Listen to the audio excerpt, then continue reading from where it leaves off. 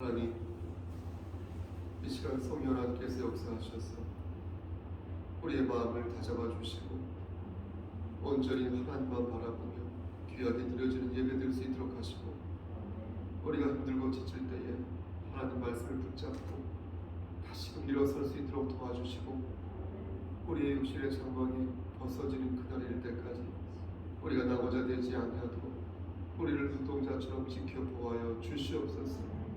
믿고 의지하며 모든 말씀 예수 그리스도의 이름으로 감사하며 기도드렸사옵나이다. 아멘. 사도신경으로 우리의 신앙을 고백하겠습니다. 전능하사 천지를 만드신 하나님 아버지를 내가 믿사오며 그 외아들 우리 주 예수 그리스도를 믿사오니 이는 성령으로 잉태하사 동정녀 마리아에게 나시고 본디오 빌라도에게 고난을 받으사 십자가에 못 박혀 죽으시고 장사한 지 사흘 만에 죽은 자 가운데서 다시 살아나시며 하늘에 오르사 전능하신 하나님 우편에 앉아 계시다가 저리로서 산자와 죽은 자를 심판하러 오시니라. 성령을 믿사오며 거룩한 공예와 성도가 서로 교통하는 것과 죄를 사해 주시는 것과 몸이 다시 사는 것과 영원히 사는 것을 믿사옵나이다. 아멘. 찬송가 176장 찬송가 내용을 대표해서 김미애 권사님 기도해 주십니다.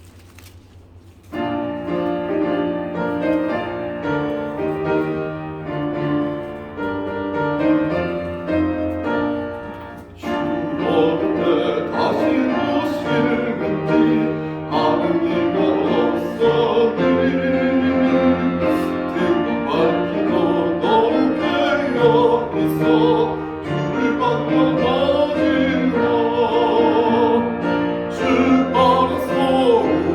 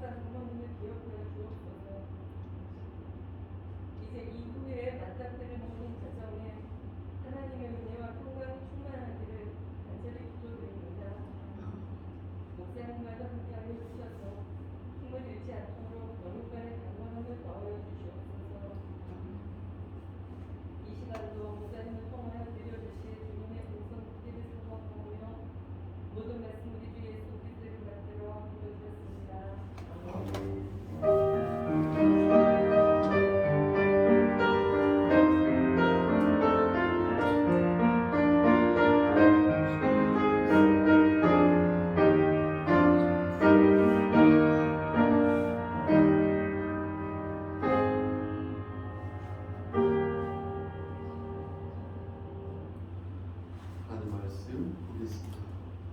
골로새서 1장 13절 말씀입니다. 골로새서 1장 13절입니다. 다 찾으셨으면 1장 13절 말씀을 다 같이 함께 합독하시겠습니다. 13절입니다. 유효기사님 좀 바람이 차는데 안쪽으로 하셔도 괜찮아요. 가운데로 오셔도 돼요. 13절입니다. 시작. 그가 우리를 흑암의 권세에서 건져내사 그의 사랑의 아들의 나라로 옮기셨으니. 한 번 더 읽을까요? 13절 시작. 그가 우리를 흑암의 권세에서 건져내사 그의 사랑의 아들의 나라로 옮기셨으니. 아멘. 기도하시겠습니다. 하나님, 이 시간 간절히 바라보라는 것은 우리 김미애 권사님과 그의 가정을 위해 기도합니다. 하나님께서 함께 하시고 인도하시사 복의 복을 더하여 주시고 믿음의 계보, 신앙의 계보를 바로 이어가여서 하나님 말씀 안에서 모든 것이 형통되어지는 역사 일으켜 주시기를 소원합니다. 하나님, 우리 양인선 장로님에게도 함께 하시사 그의 오장 육부를 지켜주시고 하나님 말씀 안에서 건강한 상태에서 하나님의 일을 감당할 수 있도록 축복하여 주시옵소서.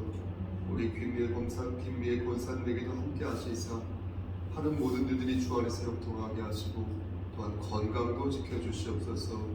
우리 박초지 권사님을 위해서도 기도합니다. 하나님 함께 하셔서 육신의 장막이 벗어지는 그날에 이를 때까지 하나님 장중에 붙잡아 주시옵소서. 양한나 집사님과 그의 가정, 우리 양한영 형제에게도 함께 하시사 하나님 말씀 안에서 30배, 60배, 100배 믿음의 열매를 맺는 귀한 가정이요 지체될 수 있도록 도와주시옵소서. 특히 군복무를 앞두고 있는 우리 양한영 형제에게 함께 하시사 혹여나 마음이 심란하다면 말씀으로 채워주시고 하나님께서 늘 함께 하셔서 복의 복을 받는 귀한 아들로 성장할 수 있도록 그의 삶을 끝까지 책임져 주시옵소서. 하나님, 이 시간 또한 간절히 바라보는 것은 우리 오은순 집사님을 위해 기도합니다. 하나님 함께 하시고 역사하시사 지금까지 그렇게 했던 것처럼 하나님을 끝까지 의지하고 하나님의 주권을 받들고 나아가는 귀한 집사님 삼아주시고 또한 그의 딸 우리 김모경 집사님도 엄마를 위해 늘 기도하며 한결같이 말씀 안에서 승리할 수 있도록 그의 가정과 집사님에게도 함께하여 주시옵소서. 아버지 또한 백신을 맞고 몸이 안 좋은 우리 김규영 집사님에게도 함께하시고 또한 김규영 집사님 동생에게도 함께하셔서 하나님 영원한 되신 하나님께서 모두 말씀 안에서 치유하여 주시기를 간절히 바라옵고 원하옵나이다. 하나님, 우리 연우를 위해 기도합니다. 하나님, 큰 그릇으로 빚어주시고 말씀 안에서 성숙한 그릇 될 수 있도록 하시고 하나님 말씀 안에서 약속하고 결단한 모든 것들을 이룰 때에 하나님께서 준비하신 그 복들을 받아 누리는 귀한 아들 삼아 주시옵소서. 이용철 형제에게 함께 하시사 엄마의 손을 잡고 함께 예배당에 나와서 예배드릴 순간이 올 수 있도록 하시고 마음으로 하나님을 진심으로 섬기는 자 될 수 있도록 끝까지 함께하여 주시옵소서. 우리 권사님, 황금자 권사님을 위해 기도합니다. 하나님 명결 건강을 지켜주시고 그의 체중이 많았는데 하나님께서 함께 하시사 회복시켜 주시고 하나님 단잠을 허락하심으로 말미암아 아버지 말씀 안에서 정말로 건강하게 이 땅에서 살다가 하나님께서 부르시는 그날에 하늘나라 갈 수 있도록 도와주시옵소서. 데미라 사모에게도 함께 하시사 근막 통증 나을 수 있도록 하시고 하나님 뜻 안에서 그것이 육체의 가시라면 잘 만져주셔서 유연하게 대처할 수 있도록 그에게 지혜를 허락하여 주시옵소서. 모든 말씀 예수 그리스도의 받들어 감사하며 기도드렸사옵나이다. 아멘. 말씀으로 은혜 받으시기를 소원합니다. 말씀이 길지 않은데요. 제가 최대한 천천히 어려울 수 있으므로 따박따박 천천히 말씀을 전하도록 하겠습니다. 우리는 어떻게 하면 하나님의 자녀가 될 수 있는지 그 방법을 너무나 잘 압니다. 예수님을 그리스도로 영접하면 우리는 하나님의 자녀가 될 수 있습니다. 아멘. 대표적인 말씀이 요한복음 3장 16절 말씀인데요. 하나님이 세상을 이처럼 사랑하사 독생자를 주셨으니 이는 그를 믿는 자마다 멸망하지 아니하고 영생을 얻게 하려 하심이라. 이 말씀입니다. 우리는 이 말씀을 통해 주님을 내가 믿으면 내가 영생을 얻을 수 있구나 라는 확신을 가질 수 있습니다. 요한복음 11장 25절에 나오는 예수님의 이 말씀도 우리를 힘나게 만드는데요, 우리에게 큰 확신을 부어주시는데요, 예수님께서 이르시되 나는 부활이요 생명이니 나를 믿는 자는 죽어도 살겠고 무릇 살아서 나를 믿는 자는 영원히 죽지 아니하리라. 이것을 네가 믿느냐, 이 말씀입니다. 이 말씀도 정말로 여러분도 아마 그러실 거예요. 정말로 우리를 나를 가슴 뛰게 하는 말씀이다, 이렇게 말씀드릴 수 있겠습니다. 가끔 사람들이 이것을 네가 믿느냐라는 글귀를 보고 시비를 거는데 그들의 말인즉슨 이렇습니다. 이것은 믿는 주체가 사람이니까 목사님, 결국 구원의 성패는 사람이 그것을 믿느냐 믿지 않느냐에 따라 결정되는 것 아닙니까? 라고 말합니다.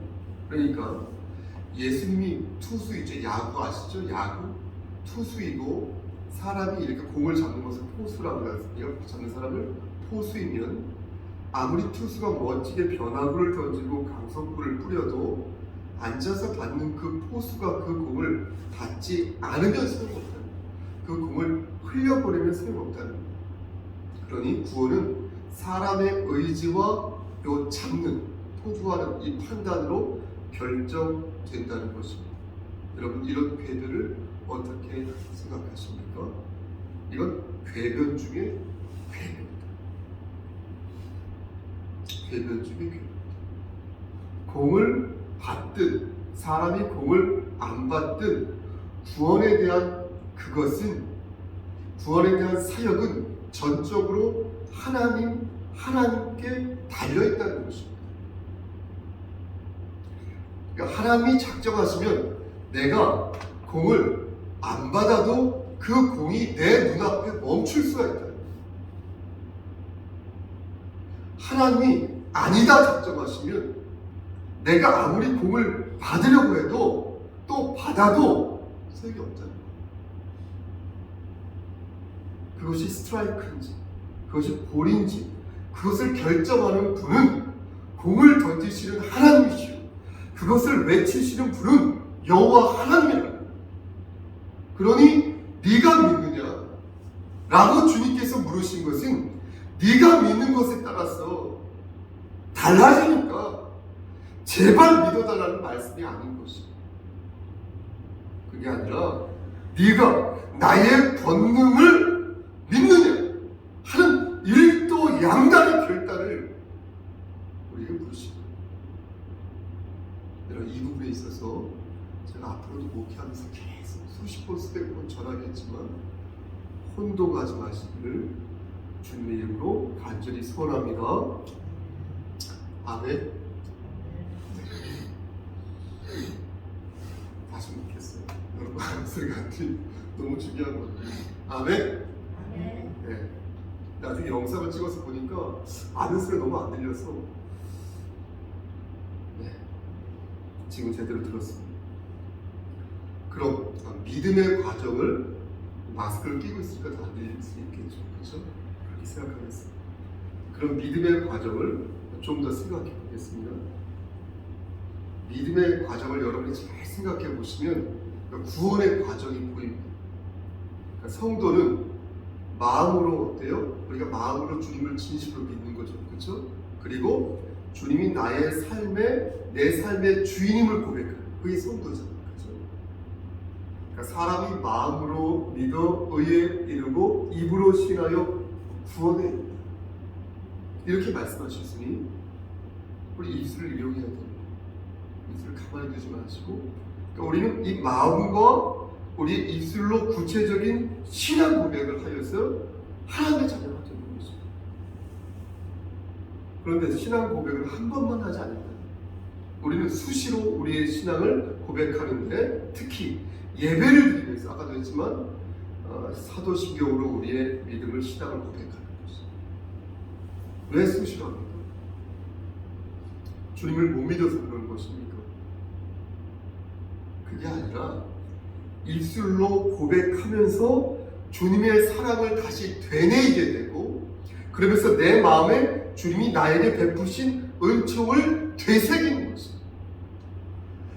그것을 여러분 보세요. 그것을 교회 공동체가 함께 할 때 교회는 말씀 안에서 거룩한 일체성을 갖게 되는 거예요. 얼마나 멋있는지 몰라요, 여러분. 그 모습. 그리고 그렇게 한 목소리로 고백을 하면서 믿음의 분량을 키워나가는 거예요. 함께 한 목소리로 신앙 고백하고 주기도문을 할 때 그 소리가 은혜가 된다는 거예요. 근데 저는 개인적으로 우리 성서교회가 이 사도신경과 주기도문을 할 때 여기가 꽉 찬 120여 명이 되는데, 그렇지 않다 하더라도 우리 교회가 이렇게 사도신경을 외고 주기도문을 낼 때 좀 크게 했으면 좋겠어요. 좀 개인적인 바람. 억지로 그렇게 큰 소리로 이렇게 여러분이 하라는 말이 아니라, 보세요. 그것에 따박따박 그것에 집중을 하여서 이렇게 고백을 하고 하다 보면 자연스럽게 울림이 생기게 돼요. 그리고 거기에 적지 않은 감동이 생기거든요. 정말 그래요. 오늘 좀 소리를 펴고 그럼 그냥 스스로 좋아요. 그러지 말고 집중해서 가사를 마음에 새기면서 그 문구를 마음에 새기면서 집중하여 찬송하고, 집중하여 말씀 듣고, 집중하여 기도하고, 집중하여 고백하라는 거예요. 그렇게 큰 소리로 고백하면 좋을 텐데 하는 그런 아쉬움을 조금 제가 가지고 있습니다. 우리는 성령님께서 주시는 그 감정적인 확신을 누릴 필요가 있습니다. 하나님이 나와 동행하심을 믿으면서 교회 공동체가 어때요? 하나의 마음으로 고백하는 그런 마음을 다잡아서 내가 힘을 발휘할 때 교회는 어떤 공동체보다도 단단한 공동체가 되고 있습니다. 수백, 수천 명이 모여도 그렇게 하지 않는다. 수십 명이 모여도 몇 명 안 돼도 그렇게 하면, 그런데 이 감정적 확신은 보세요. 철저하게 예수님의 능력에 기인해야 돼요. 그러니까 감정적 확신이 또 나오지요. 감정적 확신이 나의 감정적 확신으로 그치게 되면 성령님의 능력을 기대할 수가 없어요. 내 감정과 내 의지에 집중하게 되면 내 능력과 내 경험으로밖에 나오지 않는다는 거예요. 여러분 경험해 보셔서 아시는 거예요. 하지만 예수 그리스도의 능력에 기초하여서 성령 하나님의 도우심을 내가 바란다면 교회 공동체가 발산하는, 혹은 개인 교회가 발산하는 그 능력은 인간의 힘이 아니라 하나님의 능력이 된다. 그럼 아멘.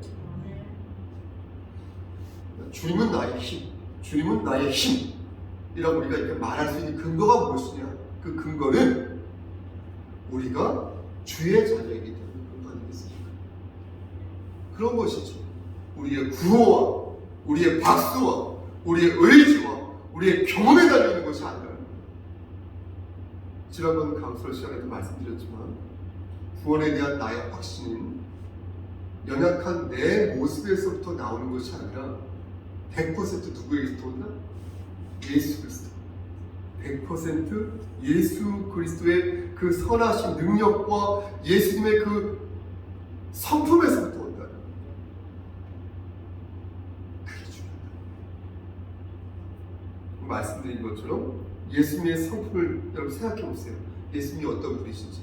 내가 예수님의 성품을 제가 생각해 보는 거예요. 그러면은 저는요 주님이 나를 버리시지 않을 거라는 그 확신을 갖게 된다. 예수님의 그 인간성, 예수님의 그 신성, 그걸 내가 생각하면 주님이 나를 안 버리신다.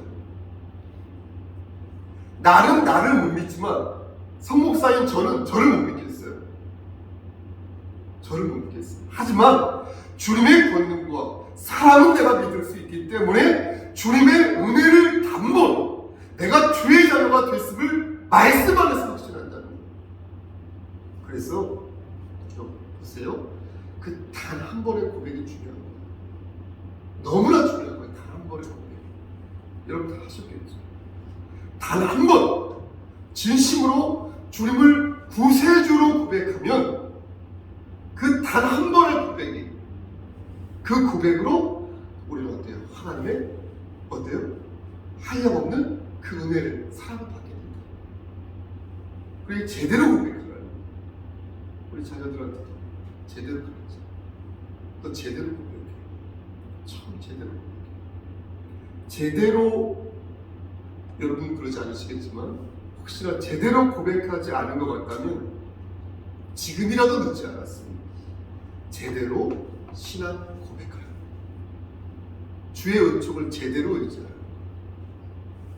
처음 구원하여 주신 것을 여러분들 의심하라는 말이 아니라 죄송한 마음으로 다시 하나님을 의지하라. 그럼 보세요. 우리는 별짓을 다해도 하나님의 사랑을 끝까지 받을 수 있을까요? 제선 우리가 죄를 지으면 하나님의 사랑이 중단되는 것이 아닐까요? 그래서 그렇지 않다. 그렇지 않다. 하나님의 자녀를 향한 하나님의 사랑은 결코 중단되지 않습니다. 결코 중단되지 않습니다. 그런데 문제는 내가 정말로 하나님의 자녀인지 그렇지 않은지가 중요합니다. 하나님의 사랑을 안 받게, 하나님의 자녀를 향한 하나님의 은혜와 사랑을 안 받게, 내가 정말로 하나님의 자녀입니까? 내가 정말로 하나님의 자녀라면 내가 무슨 짓을 해도 나는 낙오자가 되지 않습니다. 영화 밀양 맞죠? 밀양. 영화 밀양에서 그 범죄자가 피해자 가족 전도연 맞죠? 그 피해자 가족 그 전도연 면회를 보지 않습니까? 그 전도연 앞에서 정확한 어디는 모르겠는데 대충 나는 하나님께 죄 사함을 받아서 내 마음이 너무나 평안합니다 라는 취지로 그렇게 말을 합니다. 이에 전도연은 그의 뻔뻔한 모습을 보고 하나님을 원망하는데 사실 전도연은 그렇게 화를 낼 필요가 없었습니다. 왜냐하면 보세요. 자신은 구원받았기에 더 이상 죄가 없다고 말하는 그 범죄자는 그런 착각을 하는 거죠. 그런 것입니다. 그가 정말로 죄사함을 받았다면, 다시 말씀드렸어, 그가 정말로 하나님의 자녀가 되었다면 그는 정말로 의인이 된 것이 맞습니다. 하지만 그걸 자신이 어떻게 자신할 수 있습니까? 전도연은 그에게 물어야 했습니다. 당신이 의인이 되었다는 사실을 어떻게 증명할 수 있습니까? 당신이 하나님의 자녀가 되었다는 사실을 당신은 어떻게 증명할 수 있습니까? 사람을 죽이고 강간하고 도둑질을 하고 인신매매를 하고 사기를 된통치고 맨날 거짓말만 일삼는, 그러고 나서 하나님 앞에 빌면 다 죄사함을 받는 것입니까? 당신이 죄사함을 받았는지 어떻게 확신할 수 있고 무슨 증거로 그것을 증명할 수 있습니까? 내가 볼 때 당신은 구원받은 사람인지 아닌지 단언할 수 없습니다 라고 말할 수 있었습니다. 인간은 보세요, 생득적으로 양심을 가지고 있어요. 하나님께서 양심을 주셨으니까 우리 만드실 때 로마서 1장 19절과 20절 말씀 정말 중요한 말씀이라고 생각하는데, 이는 하나님을 알만한 것이 그들 속에 보임이라. 하나님께서 이를 그들에게 보이셨느니라. 창세로부터 그의 보이지 아니하는 것들, 곧 그의 영원하신 능력과 신성이 그가 만드신 만물에 분명히 보여 알려졌다니, 그러므로 그들이 핑계하지 못하지. 그러니까 하나님께서는 인간을 만드실 때 하나님을 인식할 수 있는 일종의 그 칩을 미리 우리에게 심어 놓으셨다는 거예요. 모든 인간에. 그래서 내가 복음을 들은 적이 없으니 나는 하나님을 모른다라고 말할 수 없게 인간을 만들어 놓으셨다는 거예요. 또 범죄를 저질렀을 때 왜 하나님이 만드신 인간으로서 마땅히 지켜야 할 도덕적이고 보편적인 가치가 없냐? 나 물을 수 없다. 있다는 거예요. 내가 범죄를 저질렀을 때, 내가 복음을 듣지 않았어도 내 안에 내가 마땅히 지켜야 할 도덕적 의지, 보편적 가치, 이런 것들이 있다. 그러므로 그 범죄자는 다시 들어가지만 전도연 앞에서 무릎을 꿇고 잘못을 비웃어 하나님 앞에 죄를 회개하기 전에 피해자 가족에게 진심으로 사죄하는 모습을 보여줬어. 그런데 그렇게 하지 않고 자기 체면에 빠져서 하나님이 나의 죄를 용서해 주셨으니 나는 이제 자유로운 영혼이 되었습니다 라고 말하는 것은 착각을 해도 보통 착각이 아니다 라는 것입니다. 그래서 여러분 보세요. 그래서 저는 지난 강설 시간에 믿음의 열매가 중요하다고 말씀드립니다. 믿음의 열매는 하나님을 진심으로 섬기는 마음과 내가 서 있는 그 자리에서 하나님의 깃발을 꽂고 예수 그리스도의 냄새를, 향기를 바라는 그 마음에서부터 빚어지는 열매입니다. 이러한 믿음의 열매 없이 내가 하나님의 자녀라고 확신하는 것은 매우 위험하다는, 교만한 모습이다. 그럼 여러분 저에게 이렇게 물을 수 있겠습니다. 목사님, 혹시 지루하십니까? 말씀이? 집중해 주시고 얼마 안 남았어요. 목사님, 저는 믿음의 열매가 없는 것 같습니다. 어제는 믿음의 열매가 있어 보였는데 오늘은 없어 보입니다. 그럼 저는 어떻게 될 겁니까? 저는 하나님의 자녀가 오늘 아닌 것입니까? 이런 질문을 하실 수 있습니다. 저는 그런 질문을 받을 때마다 마음이 심란해지는 것입니다.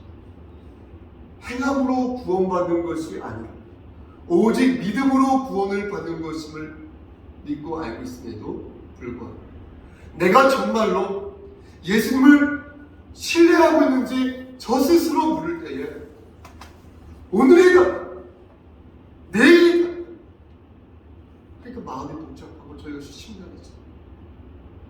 저는 이럴 때마다 로마서 7장 말씀에 나오는 사도 바울의 모습을 묵상합니다. 사도 바울은 율법과 죄를 논하면서 이렇게 고백하였습니다. 의역해서 말씀드릴게요. 나는 선을 원하는데 나는 도리어 악을 행한다. 죄를 행하는 모습은 나의 또 다른 인격이다. 이렇게 내 안에 여러 개의 인격이 있는 것이다. 이것들이 나를 사로잡을 때가 정말로 많은데, 나는 정말 곤고한 사람이다. 누가 이 사망의 몸에서 나를 건져낼 것인가? 이렇게 사도 바울이 고백했어요. 우리가 너무나 존경하는 사도, 제가 제일 존경하는 사도, 이렇게 고백했어요. 누가 이 사망의 몸에서 나를 건져낼 것인가? 곤고하다라는 말은요, 비참하다라는 뜻입니다. 내가 내 꼬라지를 볼 때, 내가 내 이 꼬라지를 볼 때에 너무나 내가 비참하다, 내가 너무나 참담하다, 내 꼬리, 건강한 구석도 하나도 보이지 않고, 깨끗한 구석도 하나도 보이지 않고, 순수한 구석도 하나도 보이지 않고, 출중 그리스도와의 구속도 하나도 보이지 않아요. 내 꼴을 볼 때 절망감과 비통함이 솟구친다. 그래서 자신의 몸을 죽을 수밖에 없는 사과의 몸이라고 평가하잖아요. 그렇게 사도 바울께서 표현하시고, 저는 사도 바울과 우리의 상태가 다르지 않다고 생각합니다. 그도 인간이잖아요. 우리와 똑같은 성정이죠. 그래서 저도 똑같이 고백하는 것이죠. 나는 정말로 곤고한 사람, 나는 정말로 보잘것없고 참담한 사람, 누가 이 사망의 몸에서 나를 건져낼 것인가, 이렇게 고백하는 것이죠. 여러분 어떻습니까? 여러분의 몸은 어떠세요? 그리고 여러분의 인격은 어떻습니까? 만약 여러분들이 저와 같다면, 그렇다면 우리는 하나님의 자녀가 아닐까요? 우리는 성경에서 그 답을 찾아야 할 것입니다. 사도 바울은 비통함과 절망감 속에서 어떻게 자신이 살아날 수 있었다고 말을 하였습니까? 사도 바울은 분명히 말했어요. 로마서 7장 25절 말씀에서 우리 주 예수 그리스도로 말미암아 하나님께 감사하리로다. 아멘. 바울은 예수 그리스도의 은혜가 자신을 끝까지 놓지 않았다고 말한 거예요. 절망 가운데서 끝까지 주의 은혜를 붙들었고, 그것이 온전히 주의 은혜 때문에 가능하다는 사실을 바울은 저처럼, 저는 바울처럼 지금 고백하고 있는 것입니다. 사랑하는 성도 여러분, 말씀하시면서 보세요. 믿음의 열매를 보이면 내가 하나님의 자녀인지 아닌지 알 수 있습니다.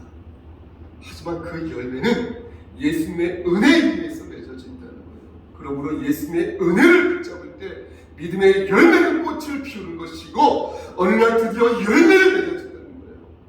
하나님께서 정하신 그때 내 아들이 열매를 맺어줘, 내 딸이, 내 남편과 아내가, 내 지체. 제가 신학 연구원에 다녔을 때 구약학을 가르친 선생님이 계셨는데, 그 선생님이 학생들에게 들려주신 예시가 있었습니다. 하나님과 그 성도와의 관계를 이해하는 데 저는 퍽 도움이 되는 예시라서 지금도 기억을 하고 있습니다. 꽤 오래전 일이지만, 하나님과 보세요. 하나님과 성도와의 관계는 엄마 있죠. 엄마라고 표현할게요.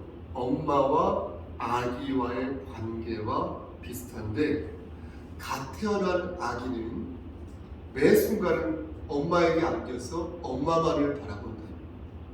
그런데 어느 순간 이 아이가 이가 나고 또 다리에 근육이 붙으면서 음식도 골라 먹게 되고 씹어 먹게 되고 또 뛰기도 하면서 엄마를 점점 멀리하게 됩니다. 말할 수도 없고 걸을 수도 없고 우는 거 외에는 할 줄 아는 게 없었을 때에는 전적으로 엄마만 바라보던 그 아이. 그랬는데 머리가 크면서 엄마를 멀리 하게, 그리고 엄마를 근심되게 한다. 이게 바로 하나님과 죄 짓는 성도와의 관계라는 거죠. 저는 이 예시를 생각할 때마다 지금 나는 어린 아이처럼 하나님을 의지하고 있는가 묻게 됩니다. 아니면 그렇지 아니한가? 여러분 어떻습니까? 여러분 지금 하나님의 눈을 응시하고 있는지 여러분 스스로에게 물어보시길 바랍니다. 진짜 말씀하죠. 그 사람이 구원을 받았는지 구원을 못 받았는지 우리는 알 수 없습니다. 2조 시대에 복음을 듣지 못한 자가 구원을 받았는지 못 받았는지, 삼국 시대에 복음을 접하지 못한 장수가 구원을 받았는지 구원을 못 받았는지 우리는 알 수 없습니다. 우리 교회가 이렇게 생각하는 이유는 우리 성서교회는 하나님의 주권을 받드는 교회이기에 그렇습니다. 하나님의 주권을 받드는 성도는 모든 구원이 하나님에게 달려있음을 믿기에 하나님의 전적인 선택 사항을 존중합니다. 하지만 우리는 내 자신에게 있어서는 분명한 의식을 가질 수 있어야 할 것입니다. 나는 구원받았다. 그 이유는 주님이 나를 사랑하시기 때문이다. 주의 은혜가 나를 지금까지 세우셨으니 주의 성품을 볼 때에 나는 주님 앞에서 끝까지 살아남게 될 것이다. 주님은 나를 외면하지 아니할 것이다. 내 몸이 자라고 내 지식이 자라고 내 경험이 자라면서 하나님만을 바라보지 않게 되었지만 그래도 주의 사랑이 나를 일으키셔서 세우셔서 이 사망의 몸을 건지셔 오셨으니 나는 하나님의 자녀가 맞다.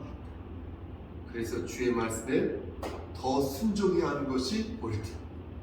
구원을 받기 위해 내가 율법을 지키는 것이 아니라 내가 구원을 받았으므로 율법을 지키는 것이다.